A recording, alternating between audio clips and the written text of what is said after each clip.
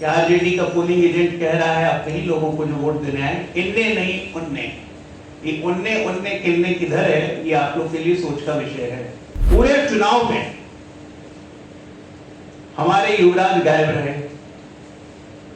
एक पार्टी के कथित युवराज जो है, अपने आप को घोषित युवराज रखा हुआ है, पूरे चुनाव गायब रहे। अंतिम 2 दिन में अवतरित हुए लोग जानते हैं प्रशांत किशोर, लेकिन ना प्रशांत है ना किशोर हैं, वो हैं प्रखर कुटिल। पीके मतलब प्रखर कुटिल, कि जो पार्टी अपनी राजनीतिक जमीन खोती है वो राजनीतिक वजूद उसका मिट जाता है। तो हमारी आरजेडी राजनीतिक वजूद मिटने की ओर बढ़ चुकी है। बांकीपुर में कल विधानसभा उपचुनाव के लिए वोट डाले गए और वोट डालने के दौरान बीजेपी और जनसुराज के बीच खूब भिड़ंत हुई। तस्वीरें बार बार निकलकर सामने आई और जो अब एग्ज़िट पोल आ रहे हैं, एग्ज़िट पोल के नतीजे बता रहे हैं, जैसा कि 2-3 एग्ज़िट पोल जो आए हैं उसमें जनसुराज को बढ़त दिखाया जा रहा है, प्रशांत किशोर की जीत दिखाई जा रही है। इससे बीजेपी भड़क गई है और बीजेपी ने पलटवार कर दिया है प्रशांत किशोर पर। नमस्कार दर्शक, न्यूज़ देख रहे हैं आप, मैं हूं अनुराग। प्रशांत किशोर की जीत दिखाई जा रही है, एग्जिट पोल जो आ रहे हैं, और उसके बाद अब जो है बीजेपी भड़क गई है एग्जिट पोल पर और प्रशांत किशोर पर हमला बोल दिया है। बीजेपी ने यहाँ तक कहा है कि पार्टी जो है तेजस्वी यादव और प्रशांत किशोर एक साथ मिलकर चुनाव लड़ रहे थे, लेकिन जनता ने इनकी मंशा को कामयाब नहीं होने दिया है। बीजेपी प्रवक्ता अजय आलोक ने कहा है कि बीजेपी जीत रही है, लेकिन जो कुछ हुआ उससे पता चला कि किस तरह से तेजस्वी यादव के जो एजेंट थे, यानी आरजेडी के जो पोलिंग एजेंट थे, वो किस तरह से वोट ट्रांसफ़र कर रहे थे प्रशांत किशोर की तरफ से। लेकिन बावजूद इसके जो है वो जीतने वाले नहीं हैं, बीजेपी आराम से जीत रही है। क्या कह रहे हैं अजय आलोक, जो बीजेपी के राष्ट्रीय प्रवक्ता हैं, उनका बयान सुन लीजिए। दोस्तों, सबसे पहले इस प्रेस वार्ता के जरिए मैं कल संपन्न हुए चुनाव में पूरी भारतीय जनता पार्टी की तरफ से, अपने राष्ट्रीय अध्यक्ष की तरफ से, अपने प्रदेश अध्यक्ष की तरफ से, हम सब कार्यकर्ताओं की तरफ से बांकीपुर की जनता को बहुत सहृदय धन्यवाद देना चाहेंगे कि एक बार फिर से उन्होंने ये साबित किया कि उनका दिल भारतीय जनता पार्टी में ही बसता है और भारतीय जनता पार्टी अभूतपूर्व बहुमत के साथ बांकीपुर चुनाव जीतने जा रही है। 2-3 बातें इस चुनाव के बारे में हम कहना चाहते हैं, जो कि हमें देखने को मिली, जो कि बिहार के संदर्भ में बहुत कम देखने को मिला है, जो आप सब मीडिया बंधुओं ने ऑब्जर्व किया होगा। हमने देखा कि कम्युनिस्टों को हटाने के लिए कैसे कांग्रेस पार्टी ने अपना सारा वोट ममता बनर्जी को शिफ्ट किया था 2012 में। हमने दिल्ली के चुनाव में देखा कि भारतीय जनता पार्टी को हराने के लिए कैसे कांग्रेस पार्टी ने अपना सारा वोट शिफ्ट किया था आम आदमी पार्टी के वोट। नतीजा हुआ कि कांग्रेस पार्टी पिछले 15 साल से न दिल्ली में है न बंगाल में है। उसी तरह का कुछ नजारा कल चुनाव के दौरान मिला, चुनाव प्रचार के दौरान भी मिला, जब हमने खुलेआम देखा बूथ पे कि आरजेडी का पोलिंग एजेंट कह रहा है आप कई लोगों को जो वोट देने आए, इनने नहीं उनने। ये उनने किन्ने किधर है, ये आप लोग के लिए सोच का विषय है। पूरे चुनाव में हमारे युवराज गायब रहे। एक पार्टी के कथित युवराज जो है, अपने आप को घोषित युवराज रखा हुआ है, पूरे चुनाव गायब रहे। अंतिम 2 दिन में अवतरित हुए, एक बार भी विरोधी का नाम नहीं लिया, खाली नरेंद्र मोदी, सम्राट चौधरी, भारतीय जनता पार्टी, एक बार भी नाम नहीं लिया। तीसरे हमारे जो प्रत्याशी थे, उनका नाम तो ऐसे पीके है, लोग जानते हैं प्रशांत किशोर, लेकिन ना प्रशांत है ना किशोर हैं, वो हैं प्रखर कुटिल। पीके मतलब प्रखर कुटिल।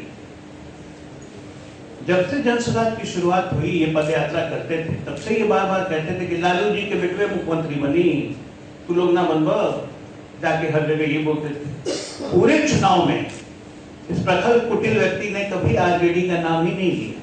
सोचिए कितनी साइलेंट अंडरस्टैंडिंग थी। ये दोनों एक होकर चुनाव लड़ रहे थे, एक बार भी अटैक नहीं किया इस प्रखर कुटिल व्यक्ति ने तेजस्वी यादव को, जो पहले घूम घूम के तेजस्वी को खोजते थे 24 से 25 में।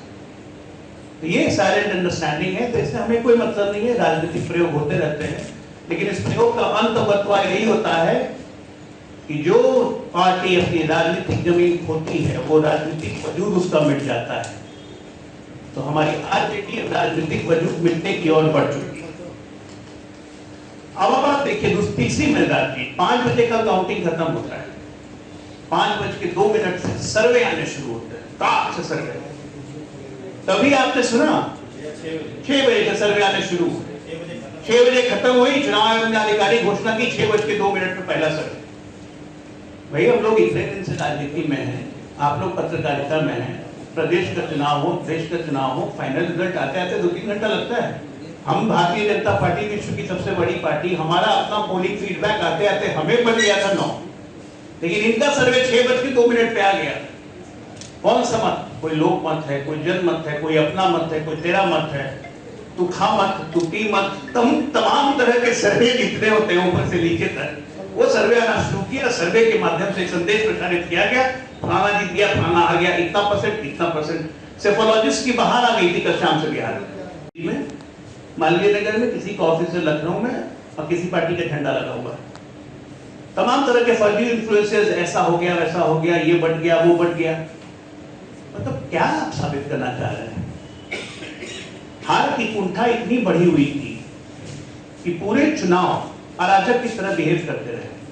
चुनाव के एक रात पहले जक्कनपुर थाने में बैठ के पुलिस ऑफिसर्स पे दबाव डालने की कोशिश की। नियम तय है, चुनाव प्रचार खत्म हुआ, जितने बाहरी कार्यकर्ता है, जो वोटर नहीं है, वो एरिया छोड़ के चला जाए। हम लोग भी जाते हैं चुनाव प्रचार में, छोड़ के चले जाते हैं। क्यों नहीं गए? पुलिस कार्रवाई नहीं करेगी।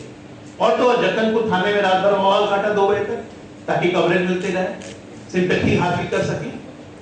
चुनाव प्रचार के दिन मैं भी चुनाव लड़ चुका हूं, हमारे दोनों बगल में विधायक हैं।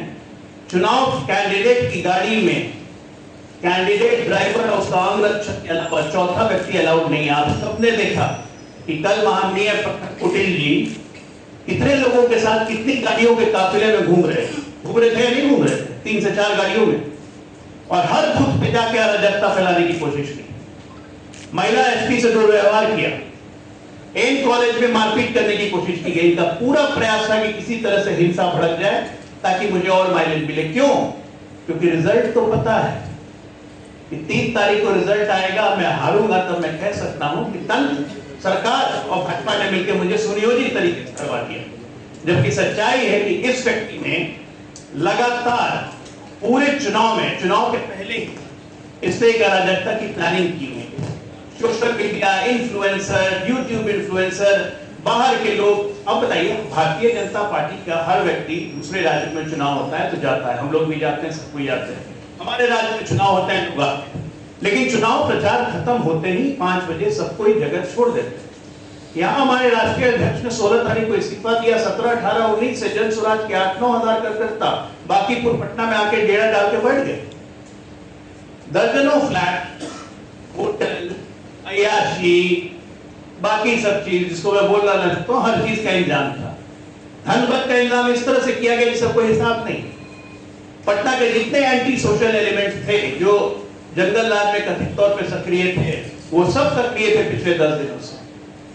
आप सब देख चुके हैं किन-किन दूसरे दलों के नेता का फोटो इस प्रखर कुटिल के साथ है, चाहे वो कांग्रेस के नेता हो, चाहे वो आरजेडी के नेता हो, चाहे वो लेफ्ट के नेता हो। हमारे भारतीय जनता पार्टी के कार्यकर्ताओं को प्रलोभन देने की कोशिश की गई, लेकिन हमारे भारतीय जनता पार्टी का कार्यकर्ता टस से मस नहीं हुआ, टस से मस नहीं हुआ।